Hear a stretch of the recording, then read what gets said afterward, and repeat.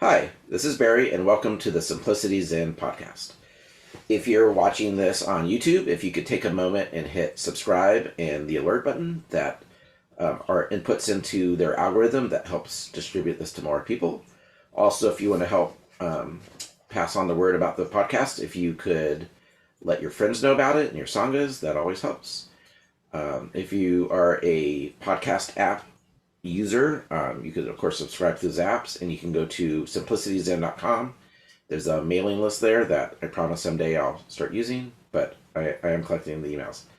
And then, and also, you can contact me directly through there. Today, my guest is Marc Lesser. Marc is a Soto Zen priest and head teacher of Mill Valley Zen in Marin County, California. He was a resident of San Francisco Zen Center for 10 years, including director of Tassajara Zen Mountain Center. He received dharma transmission in the Shunryū Suzuki lineage through Dairyu Michael Wenger. Marc is a speaker, facilitator, workshop leader, and executive coach. He is the author of 4 books, including 7 Practices of a Mindful Leader, Lessons from Google. His newest book, that will soon be released, is Finding Clarity: How Passionate Accountability Builds Vibrant Relationships, Thriving Workplaces, and Meaningful Lives. He is CEO of ZBA Associates, an executive development and leadership consulting company. Thanks so much for being here today with us. A pleasure. Yeah. What does ZBA stand for? It was actually a joke originally. I was once having lunch at Green's restaurant, the Zen Center restaurant in San Francisco, and someone introduced me as having my ZBA degree. Okay. And it kind of stuck as, Zen of Business Administration. Uh-huh. And then I ended up writing my first book. It was called ZBA, Zen of Business Administration. And then when I started my consulting company, I thought, I think I probably need to, ZBA Associates. It's kind of, a bit stealth. Most people wouldn't have any idea what it stood for, and that was Right. fine. But it's really named after, Zen of Business Administration. Do you remember who made the joke initially? I do, actually. It was Nian McAvoy, who started Chronicle Books, Okay. and his mother, I think, has this ranch it's a olive ranch up in Sonoma or Napa County. The McAvoy family, I think, is a kind of a known Bay Area family. And I think Nian is still running Chronicle Books. It's a great company. They do lots of artistic books and other gift items in San Francisco. Cool. Now that I hear your voice, I realize I've actually probably been to some of your Dharma talks, maybe at City Center or Green Gulch or something. Yeah. Back Long time ago, probably. pre-COVID, I was on the circuit, the San Francisco Zen Center, City Center, and Green Gulch circuit, Dharma talk circuit. Mm-hmm. Wondering about maybe time to get back on the circuit now that things are opening up again. Yeah. I recently did a one-day sitting at Green Gulch, and it's the first time since COVID where there's no masks, and we actually had oryoki. As a visitor, I actually was able to do oryoki in the Zendo. I mean, it'd been 3 years. Yeah. I mean, I'm not gonna lie, it felt good to kind of. Totally. No, I was actually 3 years ago. I was leading a month-long intensive at the City Center, Mm-hmm. and little by little, COVID started to get more and more serious, and I had to leave, and I was just back for the first time last weekend for the mountain seat ceremony, Mm-hmm. which was quite beautiful to be there, and made me recognize how much I miss being practicing in person at places like the City Center and Green Gulch. Mm-hmm. Are you still based out of Mill Valley? I am. Mm-hmm. And that's in Marin, right? Trying to think where Mill Valley is relative. Yeah. I am nicely perched, and it was not exactly by accident either that I can be at Green Gulch in 15 minutes. And Oh, is Mill Valley the town that you get off of the freeway, and that's the town of Mill Valley before you go to Green Gulch? Okay. I guess I exactly, should yeah. know that. Yeah, yeah. Yeah, no, and I fell in love with Mill Valley when I was a resident at Green Gulch. I lived at Green Gulch for 3 years, and um, on days off, I used to drive my little VW bug over the hill and down into downtown Mill Valley, and I distinctly remember thinking, well, it'd be it'd be nice to live here someday. This is a nice place, and various causes and conditions and miracles happened, and I ended up moving into Mill Valley some time ago. Cool. So did you grow up in California? I'm a New Jersey boy. Oh, really? Yeah, You I seem grew so up. pleasant. I don't think possible. I grew up. I grew up in a small town in central New Jersey, and I escaped. I was 21 years old and took a. I was actually going to college at Rutgers in New Brunswick, New Jersey. Mhm. I took a 1 year leave of absence, went to San Francisco, and uh, wandered into the San Francisco Zen Center, and that 1 year turned into 10. Mhm. Did you so you grew up, is that kind of in the suburbs of New York City or Yeah. Yeah, suburbs. Yeah, it was like Mhm. a 45-minute train ride from where I lived. It was kind of right in between Newark and New Brunswick is where I grew up. Mhm. And what was your family situation like? Was it, you know, religious, traditional, Catholic, Protestant? No, actually, a not very serious Jewish family. Okay. Uh, yeah, barely more ethnic than religious. Um, Mhm. uh, Kind of a middle class, maybe even lower middle class. My father was an electrician. My mother was a secretary. Um, I think of me having been pretty much asleep most of my childhood. Mhm. Um, my father struggled with my father with I think both some manic depressive issues and also probably was traumatized with his experience as a soldier in World War II. My father Mhm. fought in, and I think I was as a child. I think I was picking up on a lot of that stress that was in my family. Mhm.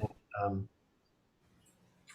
yeah, and big turning point for me, I think, was leaving home and my freshman year at Rutgers, um, kind of discovering a much wider range of people than I had been in touch with.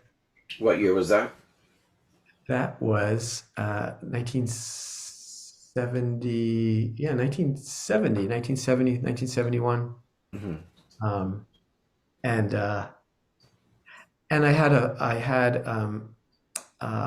a professor who had been a colleague of Timothy Leary's at Harvard Interesting. and introduced me to the spiritual practice of LSD. Hmm. And that was a life changer. So a faculty member introduced a student to LSD. Interesting. Yes, he's, and he kind of was my guide about, how to do it and the reason for doing it. And and right in that time frame too, I think I um, discovered reading, which I had never really been that much of a reader as a Mhm. kid. And one of the books I had to read for intro to psychology class was Toward a Psychology of Being by Abraham Maslow. Yeah, I've And never read it, but I'm aware of it. Yeah. to be honest, I don't remember what came first, but they came at similar time frames. I think that book, LSD, and being left by my first real girlfriend at Mhm. the time, and the pain of being of that loss, and I think getting some insight into just how asleep I was, and Mhm. and that I think what Maslow presented was, you know This book, Toward a Psychology of Being, was his study of people that seemed more awake, more emotionally aware and intelligent than the average population. And I was like, wow, why would anyone do anything different than develop themselves, Mhm. especially seeing just how asleep I was. Mhm. Interesting.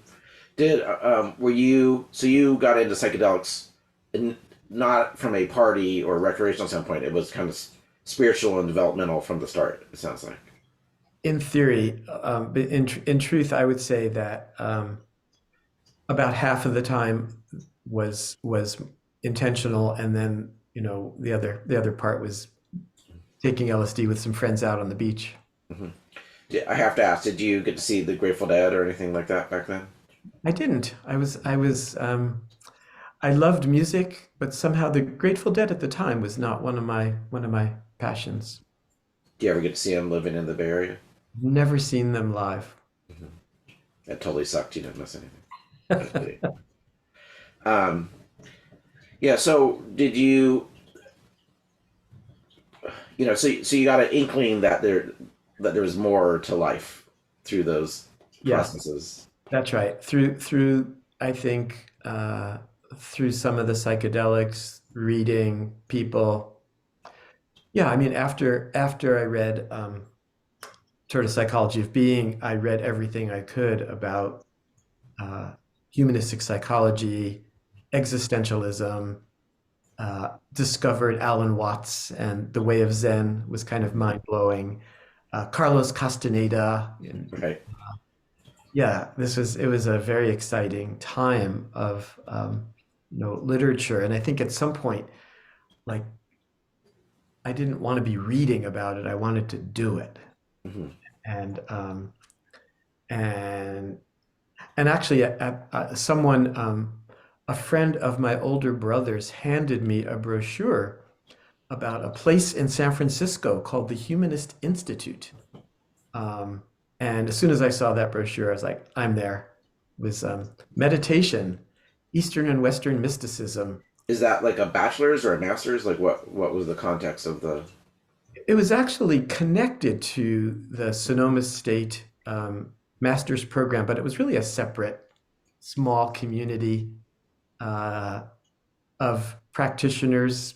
Um, yeah, a small community in San Francisco that I ended up becoming part of for about a year. And it was actually there at the Humanist Institute that um, in their kitchen was the Tassajara bread book. And that was actually my first awareness of the San Francisco Zen Center. And again, when I read that book, I was like, I'm there. I want to check out this place. This sounds like a pretty cool place. This Mhm. Zen Center. So your experiences with LSD. I mean, people's psychedelic experiences are all over the map. What was it?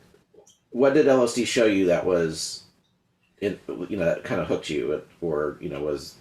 Yeah. Yeah, I think it showed me that how limited my mind was. Hmm. It showed me the possibilities of thinking very differently about things like time, Hmm. especially an experience, I think, of timelessness, an experience of my kind of self dropping away. Hmm. But I have to say, the other part of my experience at that time was um, at the end of my journey, LSD journey, I felt great sense of depression and longing and the gap between my everyday consciousness and my LSD consciousness. And I that was really curious to me about what that was about um, and how I could integrate. There was a real lack of integration of those experiences with my life, and I think I longed for more integration. Yeah. Yes. I mean, even people who have kind of more organic spiritual experiences, I think, can feel that gap. Hakuin, the Renzai master, that was the major theme of his search was, I've had these mind blowing glimpses into ultimate reality, but then here in my daily life, I'm miserable. Right. I mean, that was like a 20-year journey for him to Yeah. figure that out. Yeah.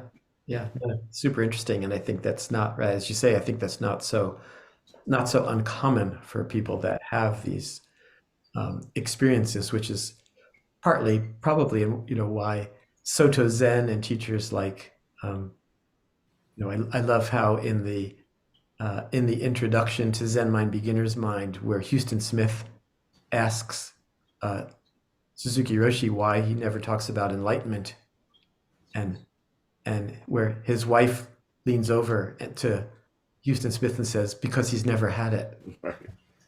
He kind of, you know, pokingly fun at her, kind of taps her head with his fan, and I thought that was a beautiful Mm-hmm. moment. Yeah, I'm trying to. I think maybe it was Kokyo Henko. Maybe someone else said something like, for a bunch of wide-eyed hippies, coming into the center, it probably made sense historically at the time to downplay enlightenment. Mhm. And maybe now the pendulum has swung the other direction, and maybe we need to remind people a little more that it's. Although Dogen, in Dogen's writing, he often downplays, enlightenment, Mhm. or again, I think it's such a basic primary to Soto Zen is this sense that, yeah, that what if there was nothing lacking in your life right now, right? This sense of nothing, nothing lacking, and yet the need to practice, Right. to walk that edge. Mhm. So you were living in San Francisco at that institute prior to visiting San Francisco Zen Center. Yeah, I lived there for about a year. Uh-huh. So what? So can you talk about walking? Actually going to San Francisco Zen Center. Like, who was the teacher? What were your initial impressions and so forth? Yeah, I distinctly remember I was I think I was probably living in Haight Ashbury, where the Humanist Institute was.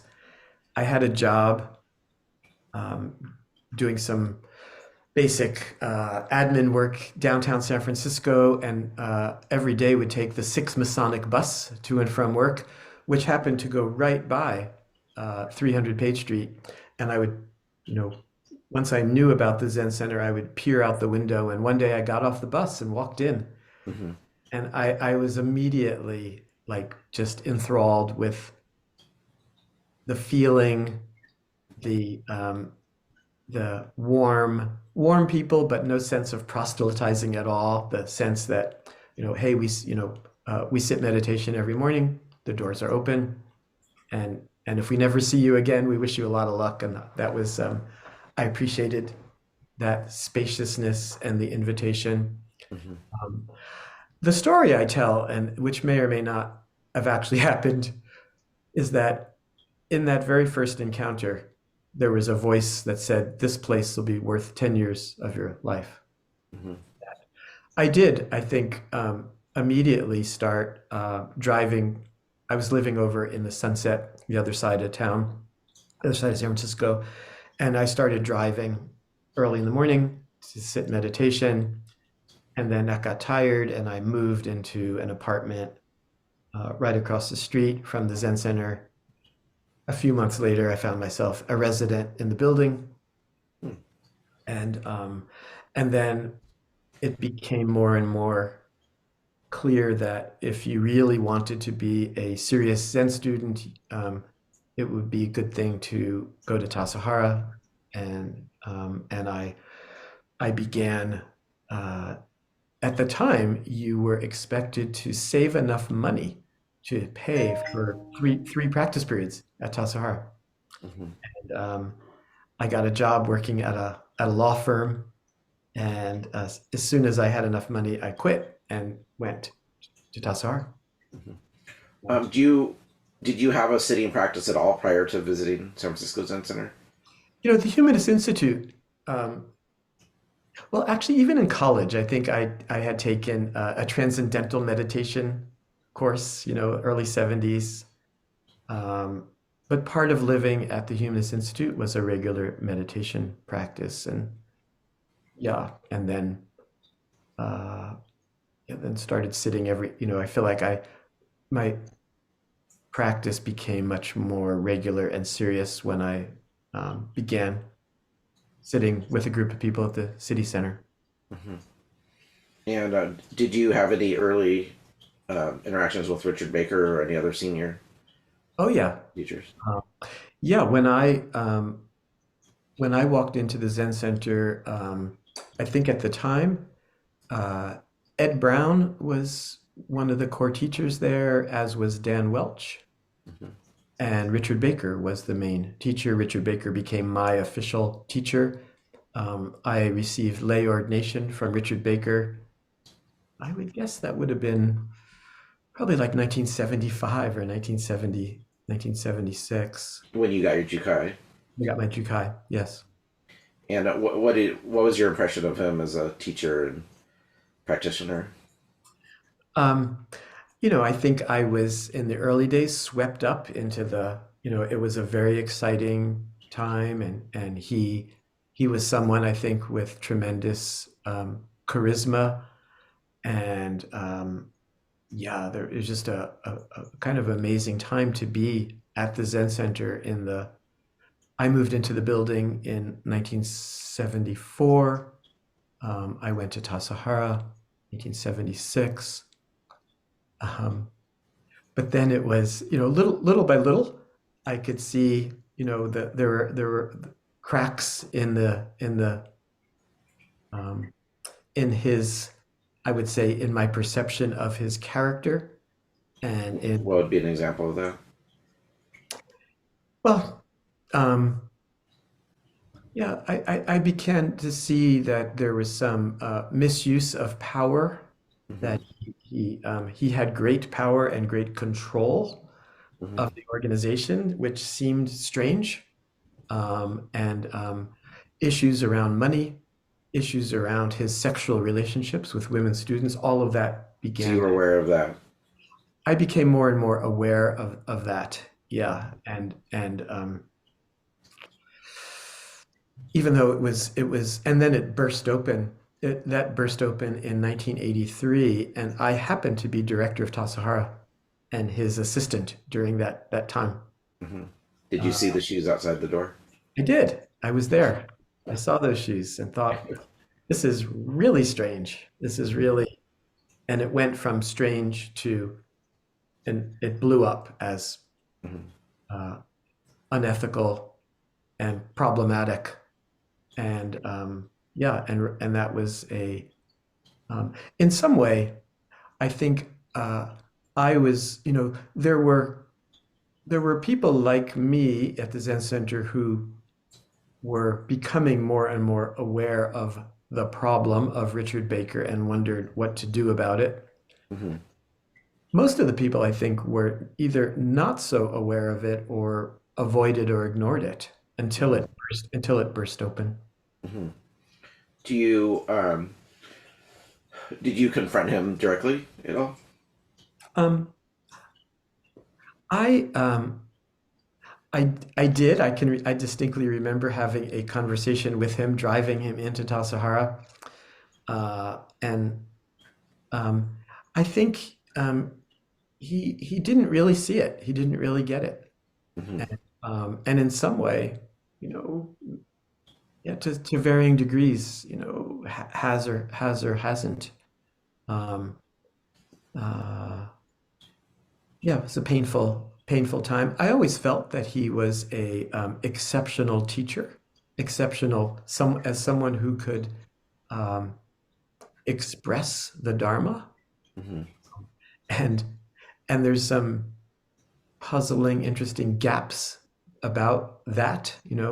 Um, what about someone who is a exceptional expresser of the Dharma, and yet it not integrated in the way that he lives his life? And there are many examples of that in the Buddhist tradition, not only in the Zen tradition, but there's been many Buddhist and in the world of religion, it's been a common trope, common theme, I think, of I think I think power can test and often corrupt one's level of understanding.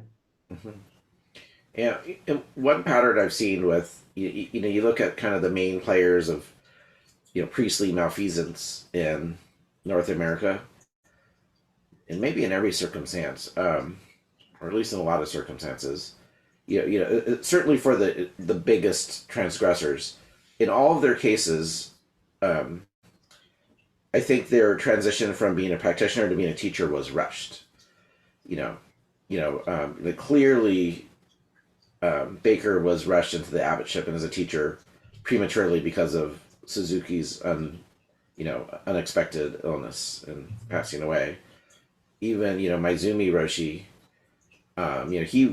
he went from practitioner to teacher really quickly. There was no in the traditional Japanese process. You get some sort of certification, whatever your lineage might be, but then you're kind of kicked back for a decade or so Yeah. before you really start becoming a teacher. And and then what's his name out in New York, Shimano. He never really finished his formal Rinzai training. I don't know if most people realize that. And and so in a lot of ways these guys I think were kind of set up to fail. And plus you're living in a monastery your whole life and you're basically a nerd. And all of a sudden you're so you don't really have Yeah. social skills and stuff, and Yeah. a big I think, yeah. social personality development. I think that's been part of the problem, and not to take away from their lack of ethics, but I think Well, that. I would add to that the systemic issues of a lack of accountability that was built into the systems, right? That they, I mean, at the time, there was this sense that Richard Baker, because he had received Dharma transmission from Shunryū Suzuki, was an enlightened being Mhm. and was above the fray of, and I think we all in some way were, had a role in breathing life into that.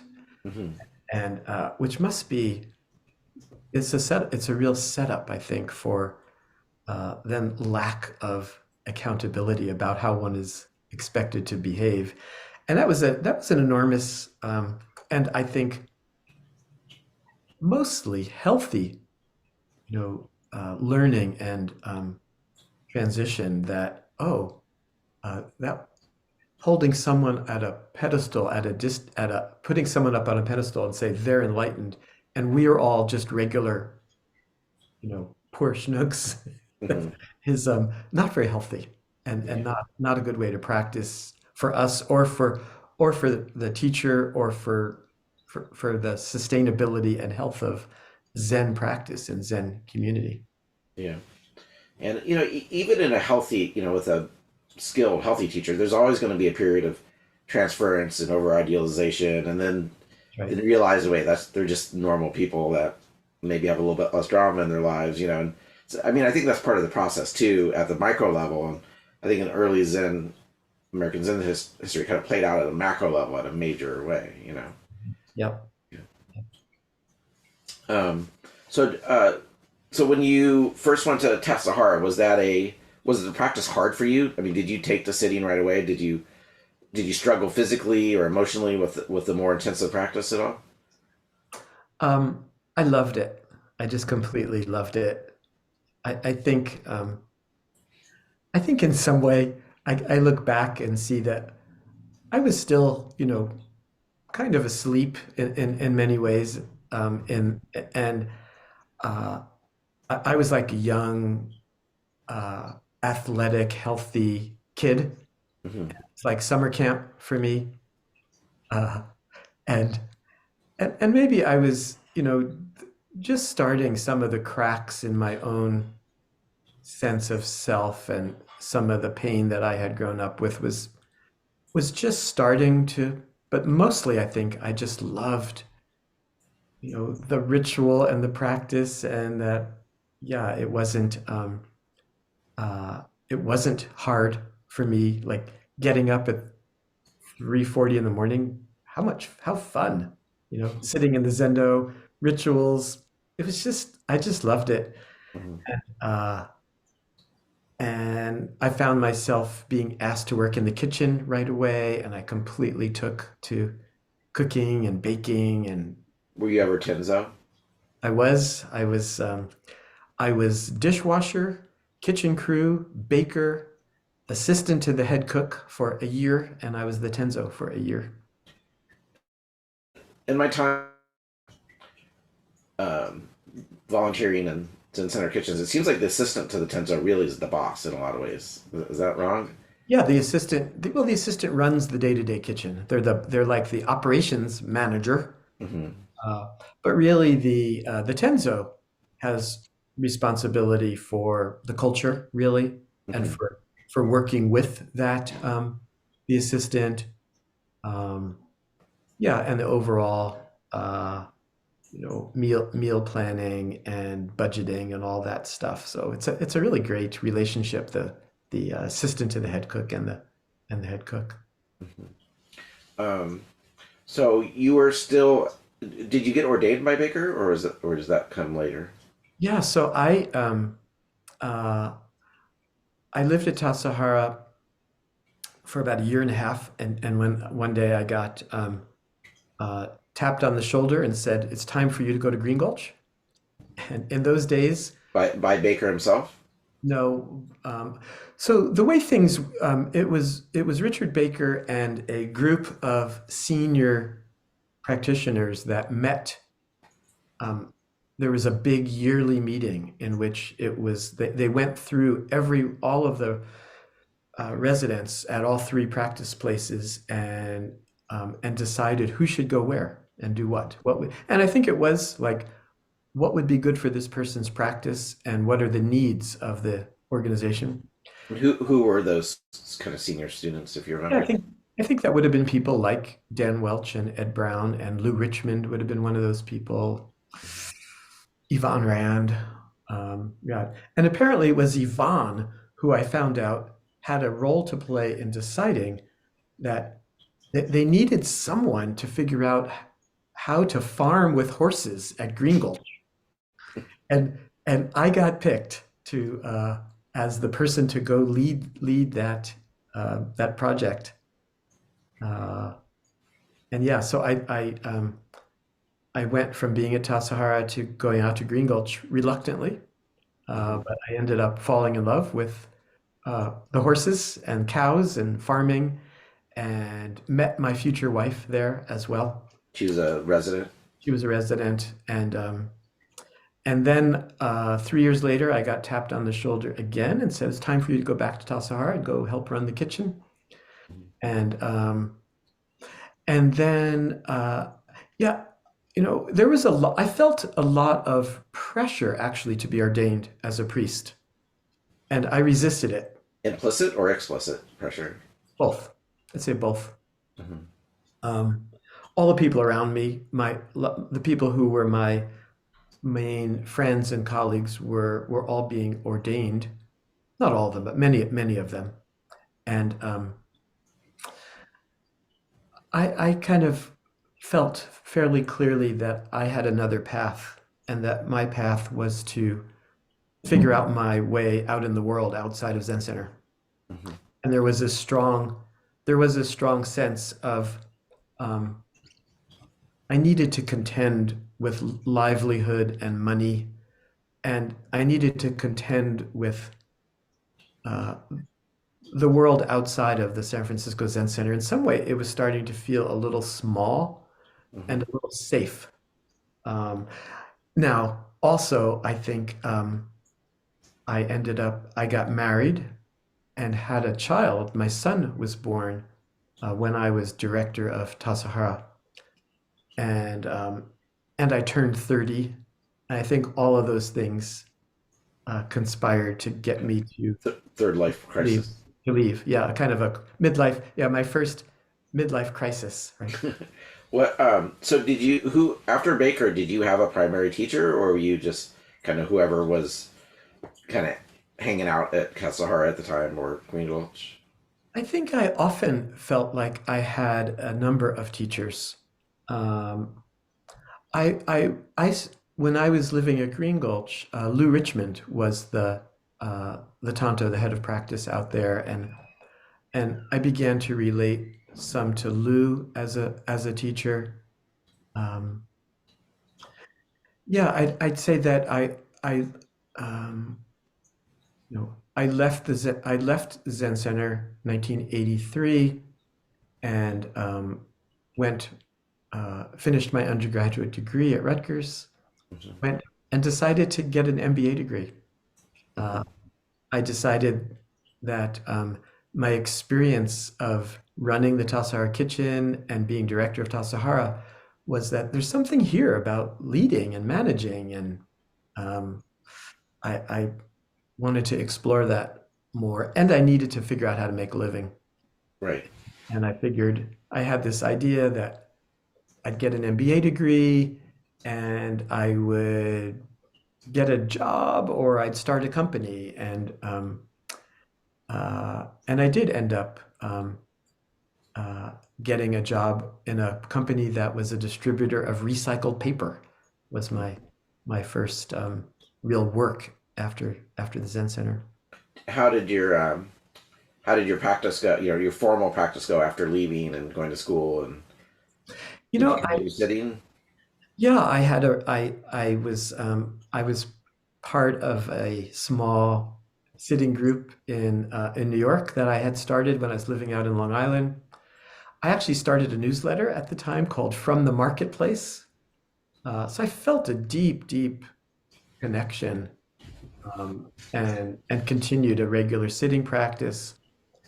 Yeah, after my MBA degree and living in New York, I came back to the Bay Area um, and started again some regular practicing with the Zen Center. I was on the board of directors for many many years. Um, Started to practice. I took Norman as my teacher, Norman Fisher, Hmm. and began practicing with Everyday Zen. And then I was ordained as a priest by Norman. And I imagine time served was sufficient for getting ordained. He didn't ask you to go back to Tassajara or anything like that. No, I had done since I mean, again, Norman and I were actually students together at the same time at Tassajara. So Hmm. Norman and I were both colleagues and friends, and he, you know, uh, took the role of a teacher in terms of ordaining me. Did he have any kind of scholastic requirements in terms of like learning about like digging into Buddhism 101 or Zen history or Buddhist history? I mean, did he have a curriculum for you, or was it just kind of like, okay, now's the time? I think by then I had become a pretty serious student. Hmm. Norman actually, even before all of that, Norman office was in my home, and he started Everyday Zen in my house, and so I would see Norman a lot, Hmm. and I was reading and studying a lot, and yeah, I think I had pretty good base requirements for being, the combination of the. I had never been that much of a student of Zen. My time at Tassajara, uh, I generally slept through study hall. Uh, it wasn't until I came back after living in New York and by that time had two young children and a job, but I became a fairly serious student of Zen literature.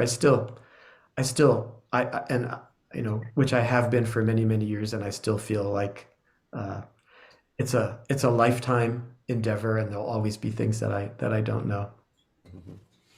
Um, how, Getting ordained, how did that feel for you conceptually? Was it more towards deepening your commitment, or was it a turn towards more outward facing service? How did you feel about it emotionally and conceptually? I think it was in I think 2002. I got invited to come be Shuso at the city center, Hmm. and I was not ordained at the time, and that. Who was leading that practice period? Paul Haller and Tia Strozer. Okay. I think Paul was the abbot and Tia was the Tanto at the time, I believe.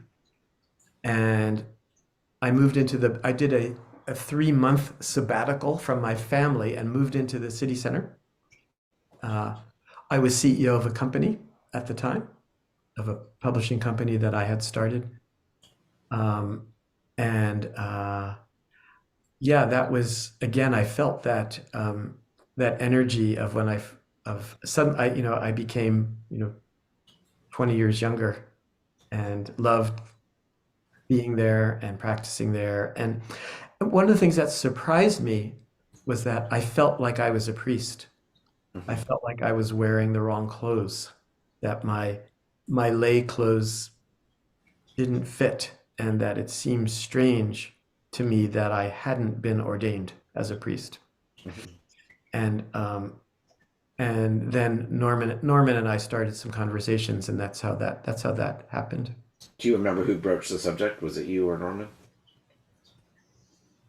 Hmm. Um, it was probably me. It's probably me having that feeling. And then I distinctly remember, um, probably 10 years later, having dinner with Tia Strozer and her asking me if I had received Dharma transmission. Hmm. And I said no, and why would I do that? And she said to complete your practice. Hmm. And and I started having conversations. I then said, Norman, I just had dinner with Tia, and she wondered about this Dharma transmission thing. And and Norman's response was, yes, that would make sense, but I'm not ready because I'm not doing any Dharma transmissions right now. And at some point, Norman sent me away and said, you know what, you should have Dharma transmission, but go find someone else because I'm not ready. And Not ready or not doing him in what sense? He was just too busy?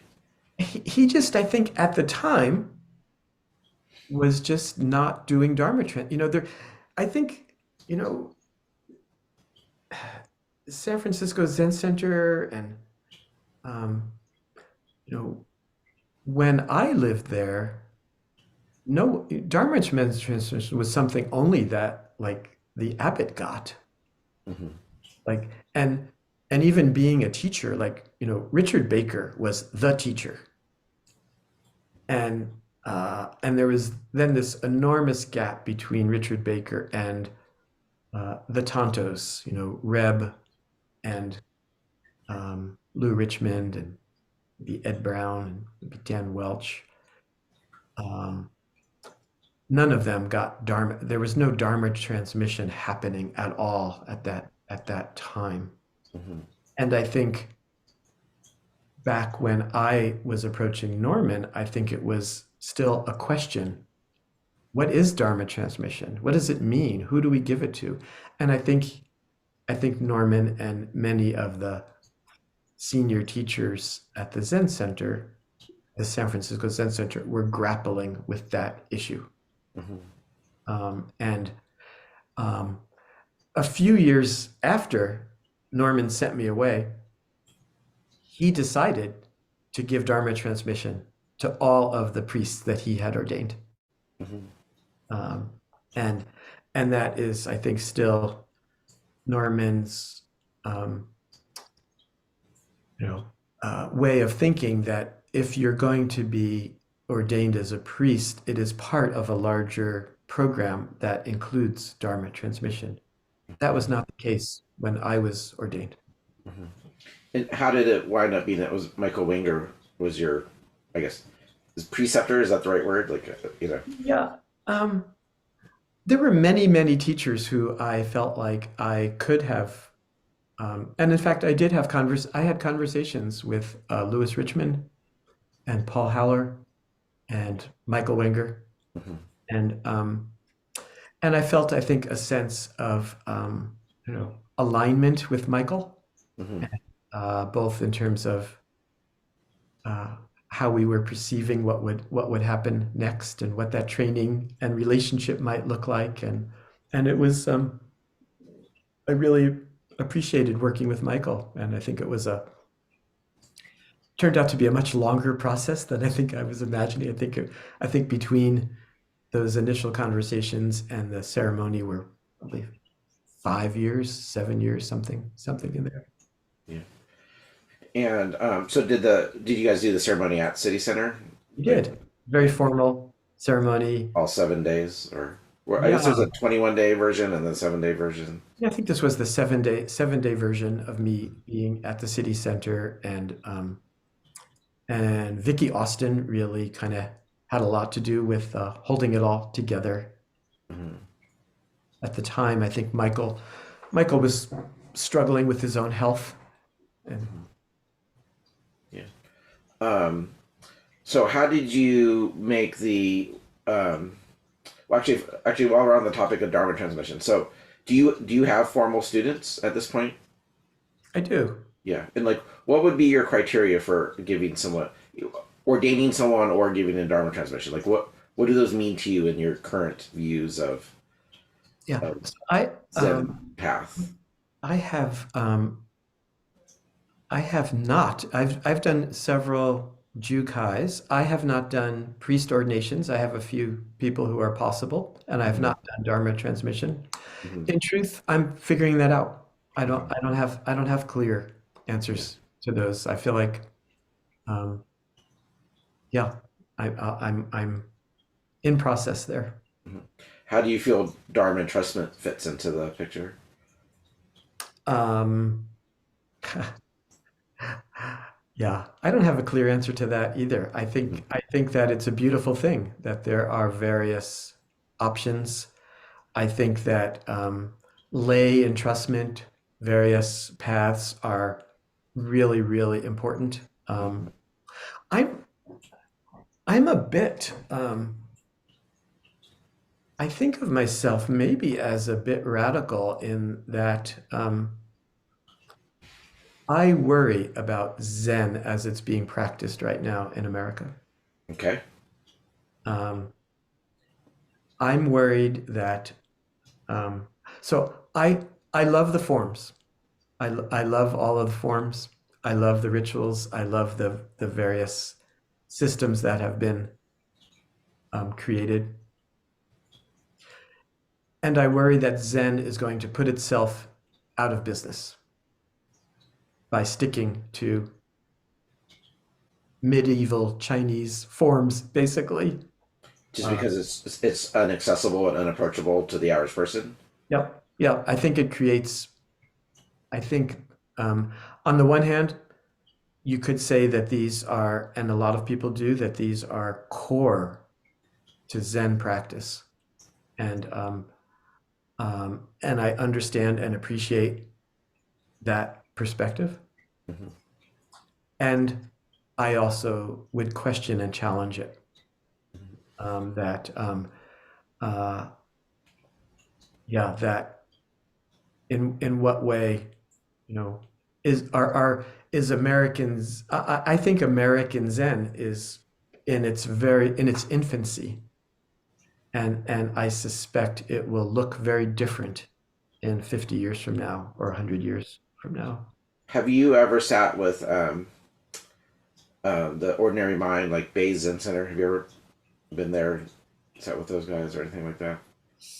And the reason I bring it up is because they're a very, you know, they're probably one of the like Joko Beck and her lineage is probably on one end of the spectrum as far as the Americanization of Zen. You know that it's largely American words instead of Japanese words. Right. People don't wear robes. I mean, there's prostration, so it's like it's not completely lay Yeah, aside. Or yeah, yeah, you know. yeah. No, it's interesting. Everyday Zen and Norman's group, um, you know, highly Americanized in many ways, and yet, he'll do very traditional kind of sesshins, for Mhm. example. Um, I teach and I hang out a fair amount at Spirit Rock, which it's interesting to me that the Vipassana people have decided to forgo the forms and the robes, with the intention of keeping the depth of practice. Hmm. And I think there's pros and cons there as well. To me, I think there is great value in monastic practice, uh, in terms of embodiment of Hmm. practice. So I don't have the answers to Hmm. these things, but I'm grappling, and I think there's going to be a lot of grappling with these questions. Hmm. What do you see as maybe the biggest potential baby that could be thrown out with the bathwater as more and more Americanized and loses its kind of esoteric outer forms? Like what, or paths or structures? Yeah, uh, I'm personally I'm a strong proponent of zazen and of meditation and of doing regular practice and retreat practice. Hmm. I would hate to see, right, that's a potential baby that could get thrown out, which I hope doesn't. Hmm. Do you do you see daily sitting as enough? Do you think retreats are essential? I know in my case, retreats were essential. Oh, I I would think never say to someone else like you have to sit retreats yeah, or you're wasting your time. But for myself, it wouldn't have happened without retreats. I'm positive. You know. agreed. I think that daily sitting and retreats, I would say essential, and I um, encourage anyone that I can to have that experience. And I would say that it's hard to have an experience of what meditation actually is until you've done a longer retreat. I would agree. What about liturgy and service and stuff? How important do you think that is? I would Is it say, essential or just super helpful? yeah, I probably wouldn't say that those are, and again, some people might argue that they are essential. Um, I would say not so much. Um, Now, do I think it's important to become really familiar and to work to embody the Heart Sutra? There's something about the practice of chanting, I think again, is it essential? I probably wouldn't put it there, but is it helpful and useful to have that experience? Yeah, I think so. Hmm. How about the student teacher relationship? Like how often should that touch point do you think, for a really serious practice, someone who's really Yeah. going for awakening, like do you think like monthly dokusan is sufficient? Should it be weekly or just ad hoc when it's needed? Yeah, I think it's less about the time than it is about the connection and the depth of the relationship. Hmm. Um, yeah, I mean, I have relationships where the touch points are few, but the depth is a lot. Hmm. And it's possible for the touch points to be many and the depth not to be there as much. So it's more about depth and connection. Hmm. How about Zoom versus in person as far as dokusan and meeting goes? We're now doing everything that people said was completely impossible has turned out to be possible with Hmm. Zoom. So I'm amazed at what's possible with Zoom. And of course, uh, when there is something about in person that is important and useful, I think. Hmm. For the teacher I'm doing koans with, the first 2 or 3 years of our relationship was completely virtual. Meeting on Zoom and he has a little online sitting group and through everything I meet with him 2 or 3 times a week. I mean, so we have a lot of touch points. And a couple of months ago he came out to California and we got to meet in person for the first time, which is the first time I've all my other teachers were largely people I've met in person. But I was surprised that meeting in person, it didn't really, like, I felt like the connection was already there. Like I didn't feel like now I really get his essence, or Yeah. you know I've I don't know if that's normative or we'd both been practicing for a while before we started meeting, so maybe that helped. But um, yeah, I mean, I was really surprised at just how really nothing changed one way or the other by meeting in person. You know. I've had the same experience, but I've also had the experience of having a very different take. Um, not so much. I can't think of examples in the Zen world, but I could definitely think of examples where um, business leaders that I've worked with online and then I meet in person, especially when I then see them in person with their team. You know, Hmm. wow, this person is not quite who I thought they were. Interesting. So now I'd like to transition a little bit too. So now, so you've done a lot of consulting from mindfulness perspective. Could you talk about how you got involved with that and what that path was like? Yeah, when I went to business school, which I look back and think, man, what was I thinking? But I did, and I started a company called Brush Dance, and we were one of the first companies in the world to make things out of recycled paper. And we were licensing the words of the Dalai Lama and Thich Nhat Hanh and poetry of Rumi, and it was a beautiful thing. 15 years I spent in that role.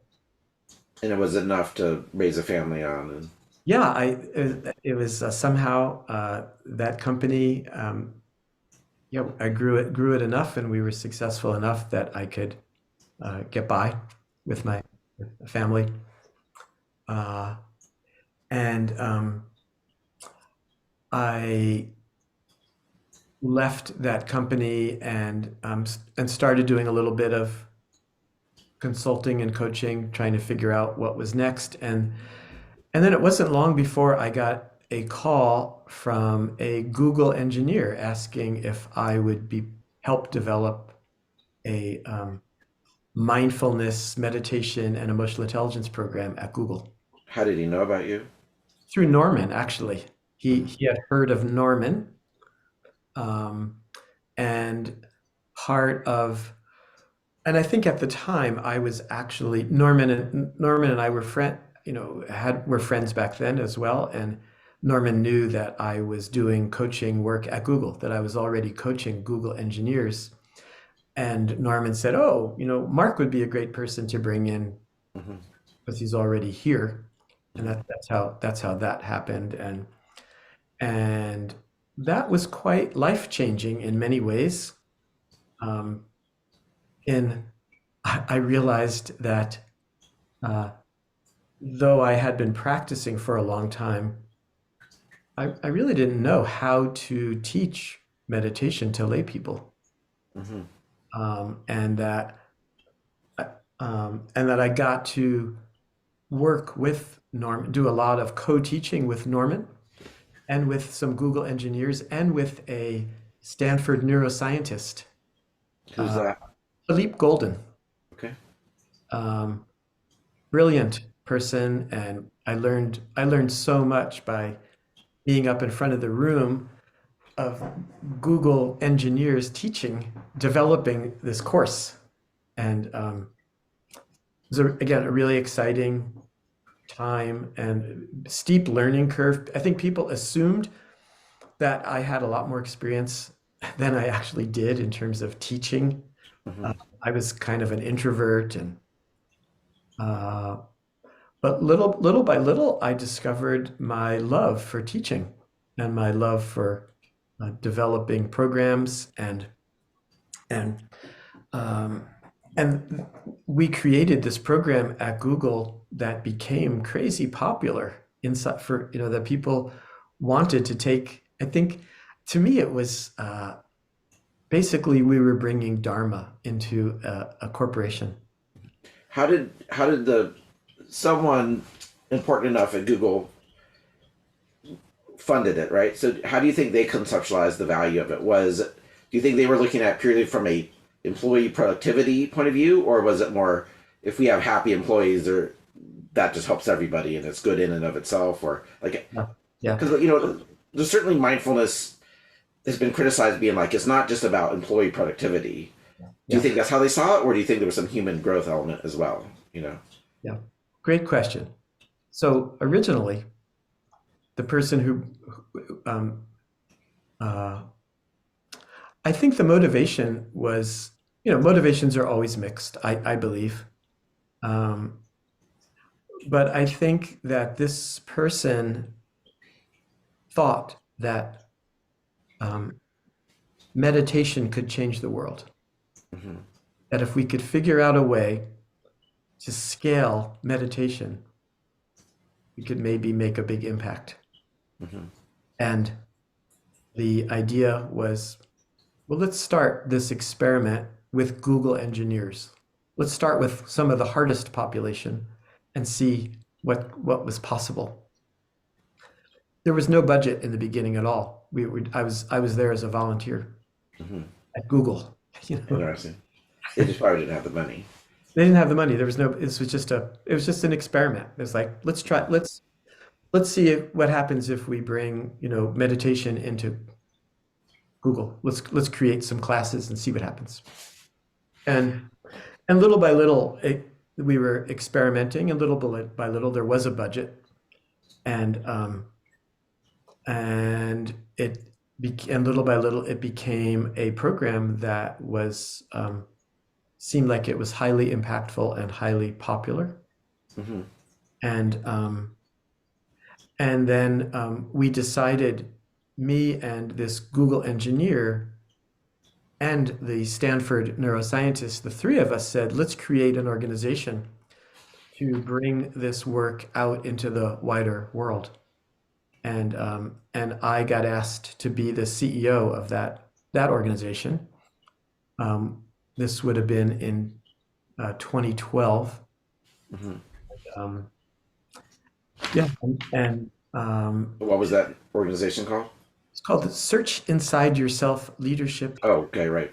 Institute. Hmm. Yeah, and That's still an ongoing organization. it is. It is. And they just shifted from just being a nonprofit to they created a for-profit arm. Yeah, and I found myself growing an organization, building a team. Was there any venture funding, like angel investing or any in that? At the Or time, there wasn't. It was basically funded by this Google engineer uh, out of his own pocket or out of his budget? out of his own pocket. Mhm. He was an early Google engineer, so he woke up one morning and found that he was wealthy beyond belief, Mhm. and used some of that wealth to fund this organization. Mhm. Uh, um, yeah, and we started bringing this training to uh, big corporations, governments, small nonprofits, and it was uh, highly impactful, kind of basically an introduction, I'd say, to meditation, mindfulness, and emotional intelligence. Mhm. Would you use Dharma words, or would you use an English equivalent for every Dharma word? We weren't using Dharma language. We used the language of uh, we use the emotional intelligence model Hmm. primarily. So things like self-awareness and um, there's a lot of compassion and compassion meditation. Hmm. Kind of we're integrating a lot of different pieces from John Kabat-Zinn's work with mindfulness-based stress reduction, Hmm. Daniel Goleman's work in emotional intelligence. But I always felt like the glue to it all, though, was Dharma. The glue to all of it was a sense of studying the self and going beyond the self, uh, and deep exploration and learning, and also not turning away from discomfort and pain and difficulty. Hmm. Radical idea. How was it? Do you think it was communicated mostly in terms of improving communication and relationships? I mean, was there any talk of So it's cessation of interesting. suffering? You know what I mean? Like, Yeah, yeah. was it? So one of the things in the program, uh, we would present, present it as an emotional intelligence program that required a meditation practice, and that a meditation practice was essential in order to develop yourself in the realm of emotional intelligence. Mm-hmm. And then we would present, well, and what are the benefits of emotional intelligence? And we would present some of the studies that were done around productivity. Mm-hmm. We would present some of the studies done about leadership effectiveness. And then we would jokingly say, this is what management is paying us for. Now we're going to turn off the mics and tell you what we're really here for. Mm-hmm. And we would say, what we're really here for is about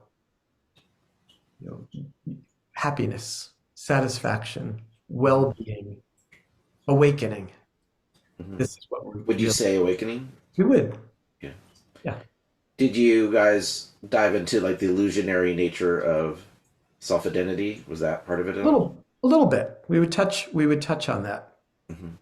Yeah. Um, yeah, um, as a core part of, self-awareness and going beyond the self. Did you guys touch on the neurobiology of it all, like default mode network, Salience network, like We did. There was a lot. In fact, the in the early days, we had to start with the science in order to get the attention and respect of Google engineers.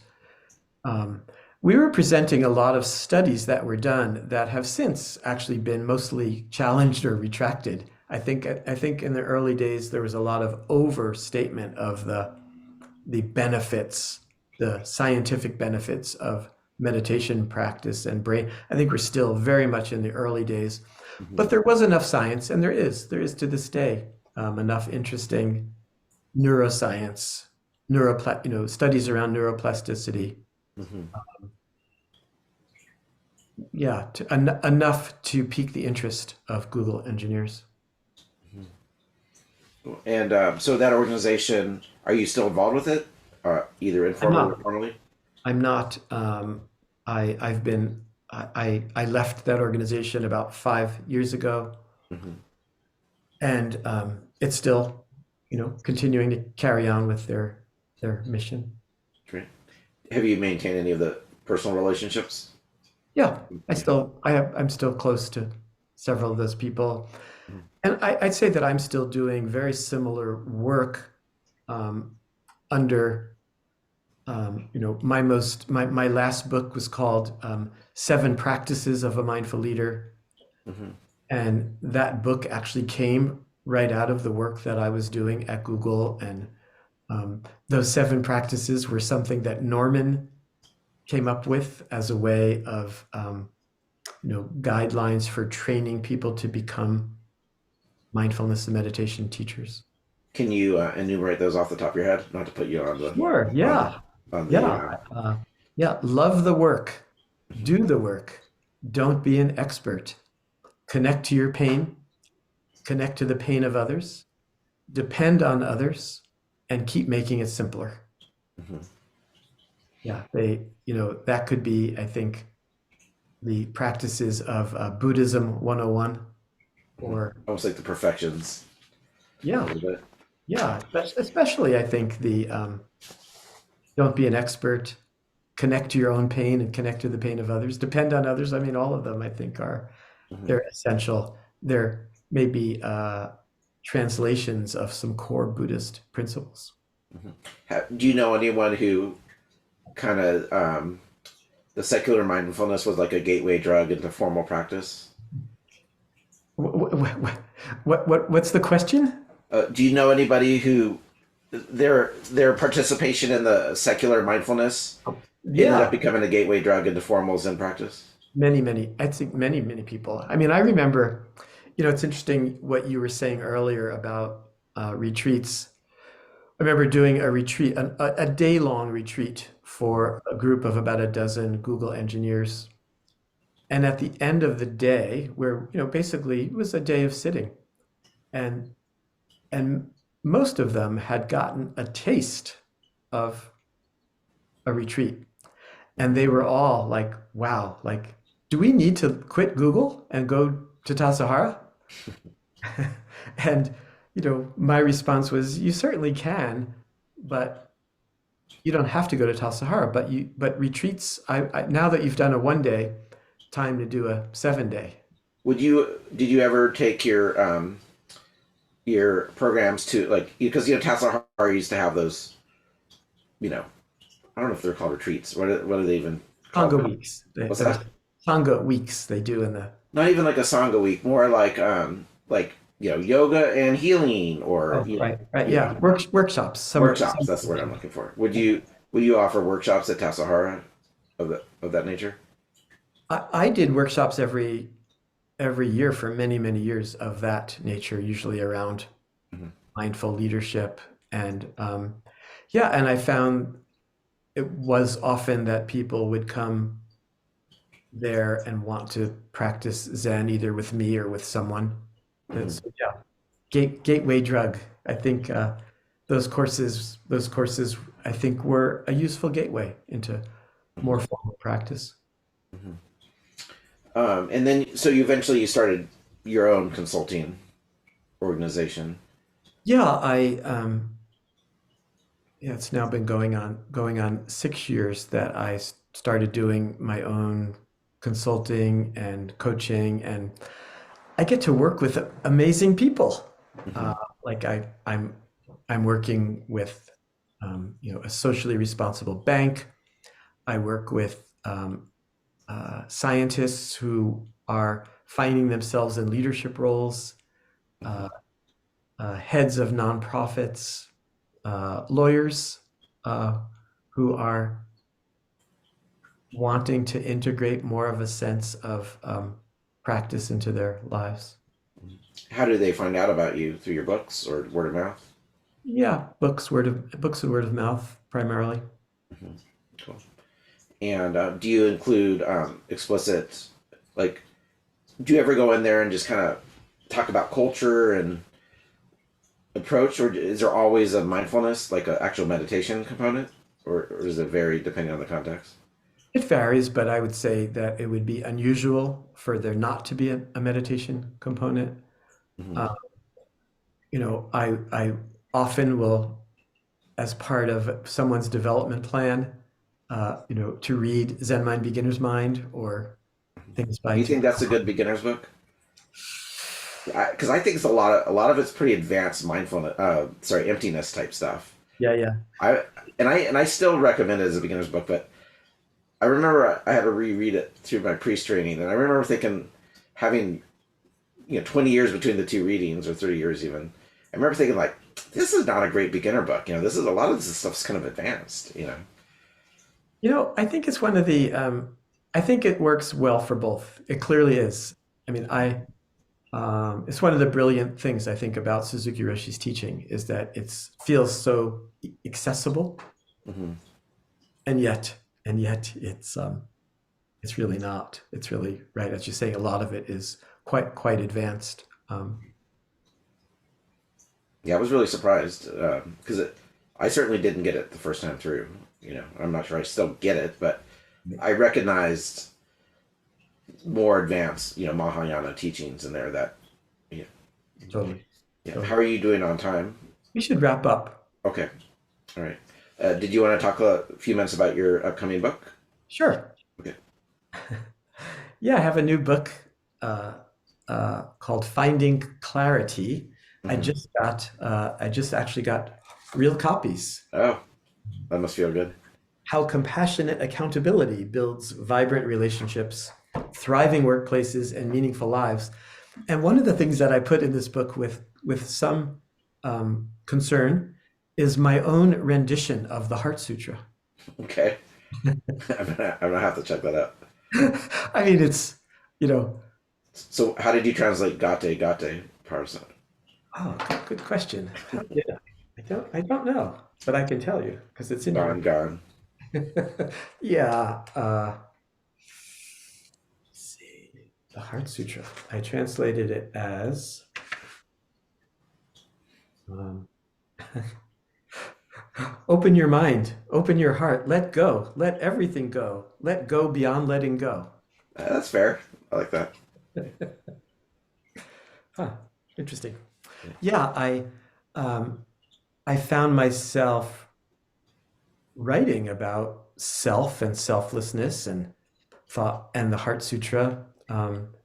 Yeah, I think um, I was recently teaching at a secular place, and I found myself in front of a group talking about emptiness and trying to describe, the practice of emptiness, um, non-dual approach. And someone asked, "Well, what does this have to do with my life?" Hmm. And I said, "Everything."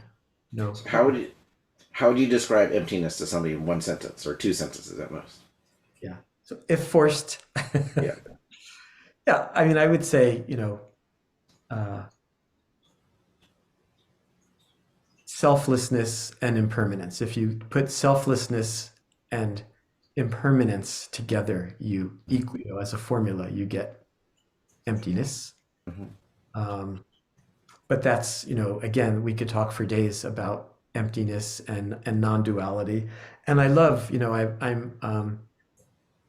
I do a Wednesday night Mill Valley Zen online class, and right now we're reading Zen Mind Beginner's Mind. Hmm.